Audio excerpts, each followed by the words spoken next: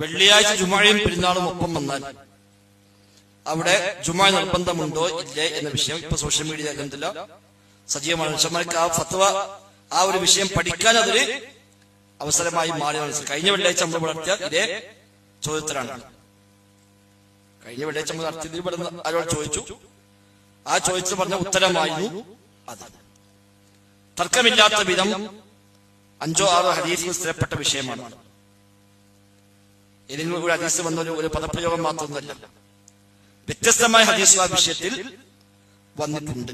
1-2 ഞാൻ പറയാം. ഏതെന്നാലും ആ ചർച്ച വന്ന സ്ഥിതിക്ക് നമുക്ക് ആ വിഷയം പഠിക്കാവുന്ന ഒരു അവസരമാണ്. സയ്യിദ് ഇബ്നു അർഖം റളിയല്ലാഹു അൻഹു മുആവിയ ഇബ്നു അബൂ സുഫിയാൻ ചോദിക്കുകയാണ്, ഹൽ ശഹീദത മഅ റസൂലില്ലാഹി സ്വല്ലല്ലാഹു അലൈഹി വസല്ലം ഈദൈനി ഇജ്തമഅ ഫീ യൗമിൻ വാഹിദ്. ഒരു ദിവസം 2 ഈദുകൾ സംഗമിച്ചതിന് നബിയോടൊപ്പം നീ സാക്ഷിയായിട്ടുണ്ടോ എന്ന് അബൂ സുഫിയാൻ ചോദിക്കുന്നു സയ്യിദ് ഇബ്നു അർഖമിനോട്. സയ്യിദ് ഇബ്നു അർഖം പറഞ്ഞു, നഅം, അതെ, ഞാൻ നബിയുടെ ഒപ്പം അങ്ങനെ പങ്കെടുത്തിട്ടുണ്ട്. അപ്പൊ അബൂ സുഫിയാൻ ചോദിച്ചു, കൈഫ സനഅ, അന്ന് നബി എങ്ങനെ ചെയ്തു ചോദിച്ചു. 2 ഈദാണ്, ജുമുഅയും പെരുന്നാളും. ഒരു ദിവസം 2ഉം കൂടെ സംഗമിച്ചപ്പോൾ നബി എന്താണ് എങ്ങനെയാണ് ചെയ്തത്? അപ്പൊ സയ്യിദ് പറഞ്ഞിരിക്കുകയാണ്, സ്വല്ലൽ ഈദ, നബി ഞങ്ങൾ ഈദ് നിസ്കരിച്ചു, പെരുന്നാൾ നിസ്കരിച്ചു. സുമ്മ റഖസ ഫിൽ ജുമുഅത്തി, എന്ന് ജുമുഅയുടെ വിഷയത്തിൽ നബി ഞങ്ങൾ ഇളവ് നൽകി. ഫഖാല, ഇളവ് നൽകിക്കൊണ്ട് നബി ഞങ്ങൾ പറഞ്ഞു, മൻ ശാഅ യുസല്ലിയ ഫൽയുസല്ലി, ജുമുഅ നിസ്കരിക്കാൻ ഉദ്ദേശിക്കുന്നവർ നിസ്കരിച്ചു കൊള്ളട്ടെ എന്ന് നബി പറഞ്ഞു, ഇളവ് തന്നു. അവിടെ ദൂരത്തിൽ നിന്ന് വരുന്ന മനുഷ്യന്മാരെന്നോ നാട്ടിലേക്കില്ലാന്നോ അതൊന്നും ഇല്ല. നബി ഞങ്ങളെയും കൂട്ടി പെരുന്നാൾ നിസ്കരിച്ചു എന്ന് നബി ഇളവ് തന്നിട്ട് പറഞ്ഞു, ഇനി ഉദ്ദേശിക്കുന്നവർ ജുമുഅ നിസ്കരിക്കട്ടെ. ഇമാം അഹ്മദ്, അബൂദാവൂദ്, നസായി, ഇബ്നു മാജ, ദാരിമി, ഹാക്കിം എന്നിവരെല്ലാം മുദ്രിച്ച സ്വഹീഹായ ഹദീസാണ് അത്. രണ്ടാമത് മറ്റൊരു ഹദീസ് അബൂ ഹുറൈറ റളിയല്ലാഹു അൻഹു പറയുന്നു, അന്ന റസൂലുള്ളാഹി സ്വല്ലല്ലാഹു അലൈഹി വസല്ലം ഖാല, നബി തങ്ങൾ പറഞ്ഞു, ഖദ് ഇജ്തമഅ ഫീ യൗമികും ഹാദാ ഈദാനി, ഇന്ന് നിങ്ങളുടെ ഈ ദിവസത്തിൽ 2 ഈദുകൾ സംഗമിച്ചിരിക്കുന്നു, പെരുന്നാളും ജുമുഅയും. അതിനാൽ ഫമൻ ശാഅ അജ്സഅഹു മിനൽ ജുമുഅത്തി, ഒരാൾ ഉദ്ദേശിക്കുന്നുവെങ്കിൽ അവന് ജുമുഅക്ക് പകരം ഇത് മതിയാകുന്നതാണ്. വഇന്നാ മുജമ്മിഊൻ, നാം ഇവിടെ ജുമുഅ സംഘടിപ്പിക്കുന്നുണ്ട്. ജുമുഅ സംഘടിപ്പിക്കുന്നുണ്ട്, പക്ഷെ ആവശ്യമുള്ളവർ വന്നാൽ മതി, അല്ലാത്തവർക്ക് ഈ പെരുന്നാൾ നിസ്കാരം മതിയാകും എന്ന് പെരുന്നാൾ ദിവസത്തിൽ പെരുന്നാൾ നിസ്കാരം കഴിഞ്ഞിട്ട് നബി തങ്ങൾ പറഞ്ഞുവെന്ന് അബൂ ഹുറൈറ പറയുന്നു. ഇമാം ഹാക്കിം, അബൂദാവൂദ്, ഇബ്നു മാജ, ബൈഹഖി എന്നിവർ റിപ്പോർട്ട് ചെയ്ത ഹദീസാണ്. ഇത് തന്നെ ഇബ്നു അബ്ബാസ് റളിയല്ലാഹു അൻഹുവിൽ നിന്നും റിപ്പോർട്ട് ചെയ്യപ്പെടുന്നു. അദ്ദേഹം പറഞ്ഞു, ഇസ്തമഅ ഈദാനി ഫീ യൗമികും ഹാദാ, നബി തങ്ങൾ പെരുന്നാൾ നിസ്കരിച്ചിട്ട് പറഞ്ഞു, ഈ ദിവസം 2 ഈദുകൾ സംഗമിച്ചിരിക്കുന്നു. അതിനാൽ ഫമൻ ശാഅ അജ്സഅഹു മിനൽ ജുമുഅ, ഉദ്ദേശിക്കുന്നവർക്ക് ജുമുഅക്ക് പകരം ഇത് മതി. വഇന്നാ മുജമ്മിഊൻ ഇൻഷാ അല്ലാഹ്, ഞങ്ങൾ ജുമുഅ സംഘടിപ്പിക്കുന്നുണ്ട് എന്ന് നബി പറഞ്ഞു. ഇമാം ഇബ്നു മാജ റിപ്പോർട്ട് ചെയ്ത സ്വഹീഹായ ഹദീസാണ്. നാലാമത് ഇമാം ബുഖാരി ഉദ്ധരിച്ച ഹദീസ് അബൂ ഉബൈദ് മൗല ഇബ്നു അസ്ഹർ, ഇബ്നു അസ്ഹറിന്റെ മൗലയായ അബൂ ഉബൈദ് പറയുന്നു, ഖാല അബൂ ഉബൈദ് പറഞ്ഞു, ഷഹീദുൽ ഈദൈനി മഅ ഉസ്മാൻ ഇബ്നു അഫ്ഫാൻ, ഉസ്മാൻ അഫ്ഫാന്റെ കൂടെ ഞാൻ 2 ഈദുകൾക്ക് സാക്ഷിയായി. അത് പെരുന്നാളും ജുമുഅയും ഒന്നിച്ച് വന്ന ദിവസം, അത് ഉസ്മാൻ അഫ്ഫാനാണ് ഖലീഫ അക്കാലത്ത്, ഞാനത് സാക്ഷിയായി. വകാന ദാലിക യൗമൽ ജുമുഅ, അത് വെള്ളിയാഴ്ചയായി.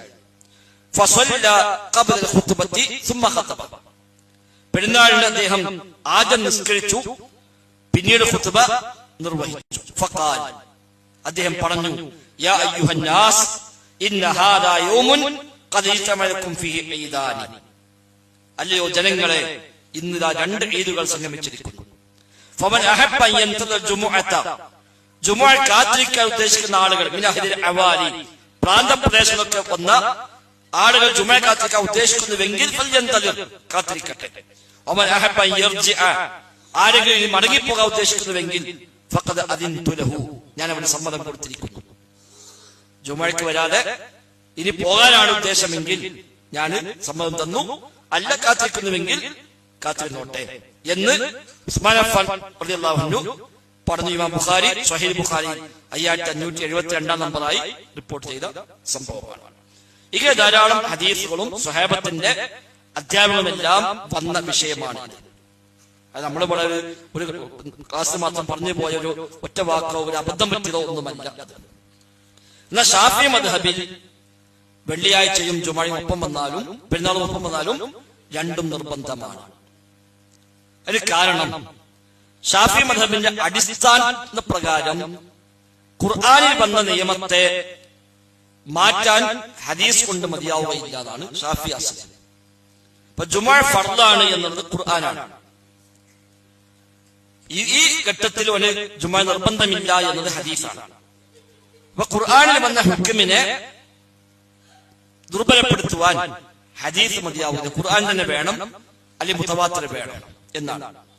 അപ്പൊ അതുകൊണ്ട് ഈ ഹദീസ് പോരാ ഈ വിഷയത്തിൽ തെളിവായി പിടിക്കാൻ എന്ന ഷാഫി മദ്ഹബിന്റെ അസ്ൽ പ്രകാരമാണ് ഷാഫി മദ്ഹബിൽ ഇങ്ങനെ വന്നാലും ജുമുഅ നിർബന്ധമാണ് എന്ന് വന്നത്. അപ്പൊ പിന്നെ ഈ ഹദീസ് എന്ത് ചെയ്യും? ഹദീസ് സ്വഹീഹാണ്, ഇമാം അടക്കം ഈ ഹദീസ് സ്വീകാര്യമാണ് പഠിപ്പിച്ച ആളാണ്. അപ്പൊ ഈ ഹദീസ് എന്ത് ചെയ്യും? അത് അവർ പറഞ്ഞു ന്യായമാണ്. ഈ ഹദീസ് ഉസ്മാൻ അഫ്ഫാന്റെ ഈ പ്രവൃത്തി, ഉസ്മാൻ അഫ്ഫാൻ റളിയല്ലാഹു അൻഹു പറഞ്ഞല്ലോ, അവാരി പ്രാന്തപ്രദേശത്തുകാർ ഒരു വേണമെങ്കിൽ കാത്തു നോട്ടല്ലി പൊയ്ക്കോട്ടെ. അപ്പൊ അത് എല്ലാവർക്കും ഉള്ളതല്ലാതെ ഇത് മനസ്സിലാക്കാം എന്ന് പറഞ്ഞിട്ടാണ് അങ്ങനെ ഒരു വ്യാഖ്യാനത്തിലേക്ക് ഷാഫി മദ്ഹബുകാർ എത്തിയിരിക്കുന്നത്. എന്നാൽ അപ്പൊ ഇതിപ്പോ ഈ സംസാരിച്ച ഉസ്താദ്മാർ പറഞ്ഞു വെച്ചാല് അത് ദൂരെ വളരെ ദൂരത്തിൽ വരുന്ന ആളുകളാണ്, ഓർക്ക് പിന്നെ ജുമുഅ നിർബന്ധം മുസാഫിറാണെന്ന് നോക്കുകയാണ്. ഷാഫി മദ്ഹബ് പ്രകാരം മുസാഫിർ ആകണമെങ്കിൽ 82 മൈൽ വേണം. അപ്പൊ 130 കിലോമീറ്റർ ഉള്ള ആൾക്ക് യാത്രക്കാരന് ഷാഫി മദ്ഹബ് അനുസരിച്ച് പറയുള്ളൂ. 130 കിലോമീറ്റർ അപ്പുറത്തുനിന്ന് ഏതായാലും ഒരാൾ ജുമുഅയ്ക്കും പെരുന്നാൾക്കും ഉറപ്പല്ല. നബിയുടെ കാലത്ത് മദീനത്ത് പെരുന്നാൾ നിസ്കാരത്തിന് 130 കിലോമീറ്റർ അപ്പുറത്തെ യാത്ര ചെയ്തിട്ട് ഷാഫി മദ്ഹബ് അനുസരിച്ച് ഒരു ദിവസത്തെ യാത്രയാണ് യാത്ര. ഒരു രാവും പകലുമുള്ള യാത്രയ്ക്ക് യാത്ര എന്ന് പറയുള്ളൂ. ആ യാത്രക്കാരനെ ജുമുഅ ഒഴിവാകും. ആ യാത്രക്കാരനെ എല്ലാ ഇളവും ലഭിക്കുകയുള്ളൂ. അപ്പൊ അങ്ങനെയാണെങ്കിൽ പെരുന്നാൾ നിസ്കാരത്തെ എങ്ങനെ വരിക? അപ്പൊ അങ്ങനത്തെ മുസാഫിറിനെ പറ്റി അല്ല വിഷയം. ഇമാം അഹ്മദ് റഹിമഹുല്ലാഹ് ഈ ഹദീസ് വെച്ചുകൊണ്ട് പറഞ്ഞു ജുമുഅ നിർബന്ധമില്ല. പെരുന്നാൾ നിസ്കാരത്തിൽ വന്നവരെ ജുമുഅ നിർബന്ധമില്ല. വന്ന നല്ല കാര്യം, സംശയമൊന്നുമില്ല. ജുമുഅയ്ക്ക് പങ്കെടുത്താൽ കൂടിയിട്ടും എല്ലാ നന്മയും ലഭിക്കും. പ്രത്യേകിച്ച് ഇന്നത്തെ കാലത്ത് നമുക്ക് ഇഷ്ടംപോലെ പള്ളിയായി സൗകര്യമായി വണ്ടിയുണ്ട്, ഒരു ബുദ്ധിമുട്ടില്ല. ആ കൂലി നമ്മൾ കാണേണ്ട ആവശ്യമില്ല. പക്ഷെ നബിതങ്ങൾ നിർബന്ധമില്ലാതെ പറഞ്ഞ സംഗതി നമ്മൾ നിർബന്ധാക്കാൻ വകുപ്പുണ്ടോ? ഇവിടെ കാര്യം ഗൗരവമാണ്. ഇത് സുന്നി മുജാഹിദ് വിഷയമൊന്നുമല്ല. നബി പറയാം, മൻ ശാഅ ഫൽയുസല്ലി, ഉദ്ദേശിക്കുന്നവർ നിസ്കരിച്ചു കൊള്ളട്ടെ എന്ന് പറയാം. നിസ്കരിക്കാതെ മടങ്ങിപ്പോവുകയാണെങ്കിൽ പെർമിഷൻ ഉണ്ടെന്ന് ഉസ്മാൻ അഫ്ഫാൻ പ്രഖ്യാപിക്കാം. അപ്പൊ നബിതങ്ങൾ നിർബന്ധമില്ല എന്ന് പ്രത്യേകമായി ഇങ്ങനെ ഈ പ്രയോഗത്തിലൂടെ പഠിപ്പിച്ച ഒരു കാര്യം അല്ല, അത് നിർബന്ധമാണ് എന്ന് പറയുന്ന ഇന്നലെ ഒരു മുസ്ലിയാരിനെ വിളിച്ചു. ഇതിപ്പോ നിർബന്ധമില്ല പറഞ്ഞ ബുദ്ധിമുട്ടല്ല. അപ്പൊ ഞാൻ പറഞ്ഞു നബി നിർബന്ധമില്ല പറഞ്ഞപ്പോ നിർബന്ധം ആക്കാൻ പറ്റുമോ ചോദിച്ചു. അല്ല, അതിപ്പോ നബി ആ കാലത്ത് പറഞ്ഞല്ലേ ഈ കാലത്ത് പറ്റുമോ? നബി ആ കാലത്ത് മാത്രമല്ലല്ലോ, നബി ഖിയാമത്തോട് വെക്കല്ലേ. അപ്പൊ അദ്ദേഹം അല്ല അങ്ങനെ പറഞ്ഞപ്പോ ആളുകളൊക്കെ ഒരു ഇളവ് കിട്ടാൻ നിൽക്കല്ലേ, പിന്നെ ആളുകൾ ജുമുഅയ്ക്ക് വരൂലല്ലോ. ഇതിപ്പോ ഈ വഹി കൊടുത്ത അല്ലാഹ്ക്കറിയാലോ. ഈ സന്ദേശം നബിക്ക് വഹിയായി നൽകി അല്ലാഹ്ക്കറിയില്ല ഖിയാമത്ത് വരെ എന്തൊക്കെ നടക്കുന്നു. ഒരു സംഗതി നിർബന്ധമില്ല എന്ന് പറഞ്ഞാൽ ഞാൻ ചെയ്യണില്ല എന്നല്ല വിശ്വാസം തീരുമാനിക്കാം. ഇപ്പൊ തറാവീഹ് നിർബന്ധമില്ലാതെ എന്നിട്ട് നമ്മളെ തറവിക്കൂട്ടില്ല. ഫർദിനേക്കാളും ആൾക്കാർ തറാവിക്കാൻ വരുന്നത്, നിർബന്ധമുള്ള ഫർദിനേക്കാൾ ഏറെ നിർബന്ധമില്ലാത്ത തറാവിക്ക് വലിച്ചമാര് വരുന്നുണ്ട്. അപ്പൊ നിർബന്ധമില്ല പറഞ്ഞുകൂടി നന്മ മുടക്കരുതല്ല. നബിതങ്ങൾ പഠിപ്പിക്കാൻ നിർബന്ധമില്ല. മൻ ശാഅ, ഉദ്ദേശിക്കുന്നവർ നിസ്കരിച്ചു കൊള്ളട്ടെ.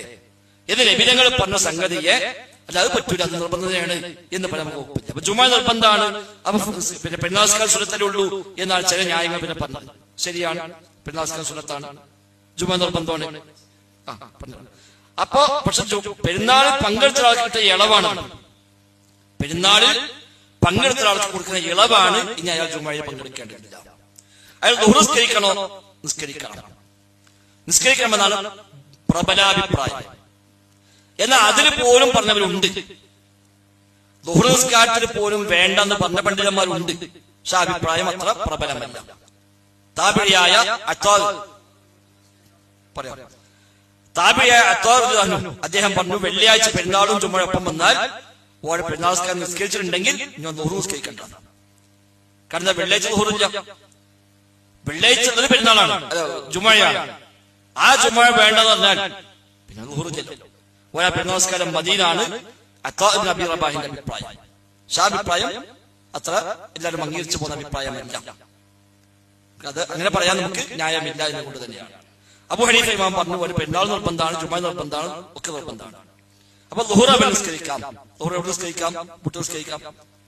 അപ്പൊ ജുമ ഉള്ള പള്ളിയാണ് ജുമ നടക്കണം. ജുമ ഇല്ലാത്ത പള്ളിക്ക് ബാങ്ക് കൊടുത്ത് ളുഹൂർ നിസ്കരിക്കാൻ പറ്റുമോ? പറ്റൂല.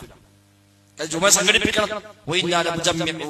നാം ജുമ സംഘടിപ്പിക്കുന്നുണ്ട് എന്ന് നബി ഞങ്ങൾ പറഞ്ഞുകൊണ്ട് അന്ന് ബാങ്ക് വിളിക്കേണ്ടത് ജുമയ്ക്കാണ്.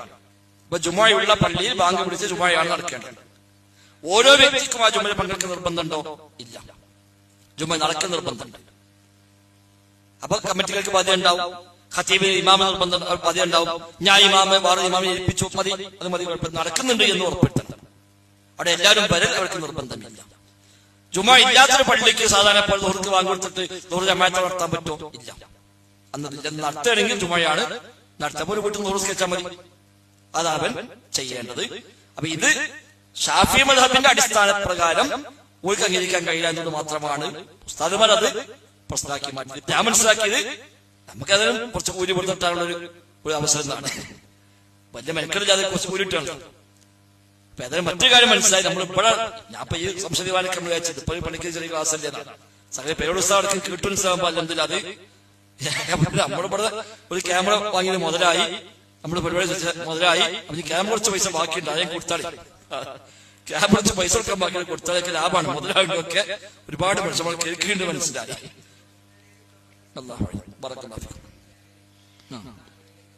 മാത്രമേ ഇതെന്ന് വെച്ചാൽ ഇപ്പോ മുമ്പേ പറഞ്ഞ പോലെ വിഷയമാണ്. ഹുസൈൻ സാഹിബിയുടെ പ്രസംഗം വിശദീകരണം വന്നു, പഴയ പ്രസംഗങ്ങളൊക്കെ വന്നു, റഹ്മത്തുള്ളാഹി ഖാസിയുടെ പ്രസംഗം വരെ വന്നു. നബി അന്ന് പറഞ്ഞത് അത് സ്വകാര്യമാണ്, ഉണ്ടണ്ടാറ്. അത് സ്വകാര്യമാണ്, അത് ശരിയാണ്. കാരണം അവർ പറഞ്ഞു കഴിഞ്ഞപ്പോൾ ആൾക്കാർ ആരെങ്കിലും ബലാക്കൊന്ന ഉദ്ദേശമായിരിക്കാം അദ്ദേഹത്തിന്. അപ്പൊ ഏതായിരുന്നാലും ഇതങ്ങനെ ഒരു ആക്ഷേപിക്കേണ്ട വിഷയമൊന്നുമില്ല. ഷാഫി മദ്ഹബ് അനുസരിച്ച് ജുമ നിർബന്ധമാണ്. അത് ഞാൻ നേരത്തെ പറഞ്ഞ അസ്ലാണ്. ആ അസ്ലിന് ശരിയല്ല, ആ അസ്ൽ തന്നെ ശരിയല്ല. ഖുർആനിൽ വന്ന നിയമത്തെ മാറ്റാൻ ഹദീസ് വന്നാൽ മതിയാവുകയില്ല എന്ന അസ്ലാണ്. ആ അസ്ല് പറ്റൂല. ഖുർആൻ ഹദീസും പ്രമാണം എന്ന നിലയ്ക്ക് ഒരുപോലെയാണ്. ഷാഫി മദ്ഹബിൽ പറയാൻ കാരണം ഖുർആൻ ഹദീസും പ്രമാണമാണെങ്കിലും ഖുർആന് ബലം കൂടുതലാണ്, ഹദീസിന് ഖുർആനേക്കാളും ബലം കുറവാണ്. അപ്പൊ ബലം കൂടിയ ഒന്നിനെ മാറ്റാൻ ബലം കുറഞ്ഞ ഒന്നുകൊണ്ട് പറ്റുകയില്ല എന്ന തത്വമാണ് ഷാഫി മദ്ഹബിൽ സ്വീകരിച്ച പോലെ. പക്ഷെ പ്രമാണം എന്ന ബലം രണ്ടിനും ഒരുപോലെയുണ്ട്. ഖുർആനും ആ ബലമുണ്ട്, ഹദീസിനും ആ ബലമുണ്ട്, സ്ഥാനമാണ് കൂടുതലുള്ളത്. അതുകൊണ്ട് തന്നെ ബാക്കി എല്ലാ മദ്ഹബുകാരും പറഞ്ഞത് ഖുർആനിൽ വന്ന ഹുക്മിനെ ഹദീസ് കൊണ്ട് നസ്ഖ് ചെയ്യാനും തഖ്സീസ് ചെയ്യാനും ഒക്കെ പറ്റും തന്നെയാണ്. ആര് പറഞ്ഞിട്ടില്ലെങ്കിലും അത് തന്നെയാണ് ശരിയായ അഭിപ്രായവും. അതുകൊണ്ട് തന്നെ ഈ ഹദീസ് നമ്മൾ പറഞ്ഞു, ഒരു ഹദീസ് അല്ല, നബിതങ്ങൾ തന്നെ പറഞ്ഞ 3 നമ്മൾ തിരിച്ചു, ഉസ്മാൻ അഫ്ഫാൻ പറഞ്ഞ 1 നമ്മൾ പറഞ്ഞു. ഇതെല്ലാം പഠിപ്പിക്കുന്ന ആശയമാണ്. ഉദ്ദേശിക്കുന്നത് നിസ്കരിക്കാം, നിസ്കരിച്ച നല്ല കാര്യം, ജുമയ്ക്ക് വന്ന നല്ല കാര്യം, അതിന്റെ കൂലി കിട്ടും, എല്ലാ ഖൈറും ലഭിക്കും. ഒരാൾ ജുമയ്ക്ക് വന്നില്ല, അവനോട് നിർബന്ധം ഒഴിവാക്കി, ഫർദ് ഒഴിവാക്കി എന്ന് പറഞ്ഞവനെ ആക്ഷേപിക്കാൻ നമുക്ക് വകുപ്പില്ല.